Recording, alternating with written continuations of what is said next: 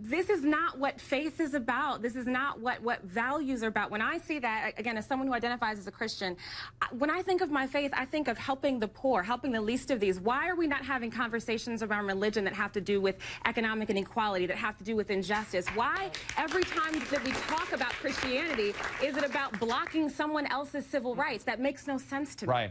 Erica is conflating the religious aspect of this issue with the American aspect of this issue.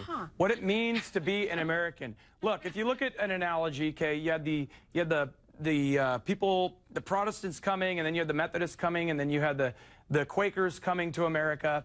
And now you've got the new guy telling the original individuals, the Protestants that came to America, you got to get out. You can't participate in your form of government. What?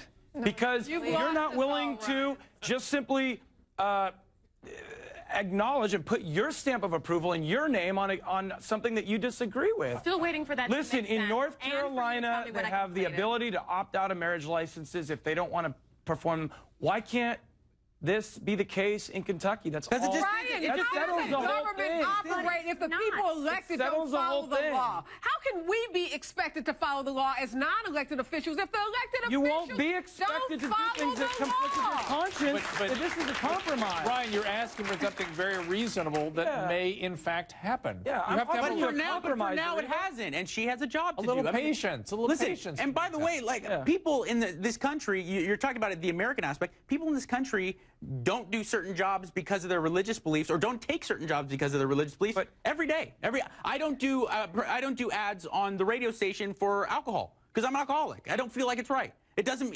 That's money out of my pocket. It's money out of the station's pocket. It's just my personal thing, and it happens every day. I mean, I'm sure there's plenty of Rastafarians who, their religious belief is that they should be smoking weed all day, but they can't do it in 48 states. So unless they're in Colorado or unless they're in Washington, they're SOL. And that's just the way it goes. I mean, people have to make that decision. Let me just finish, wrap this up by just saying, this whole thing has made me very concerned about our drift away from principle. I know you'd appreciate that, right? I mean, that we need something to guide us through these things. And it's not just, hey, I feel this way, or hey, I'm speaking my mind.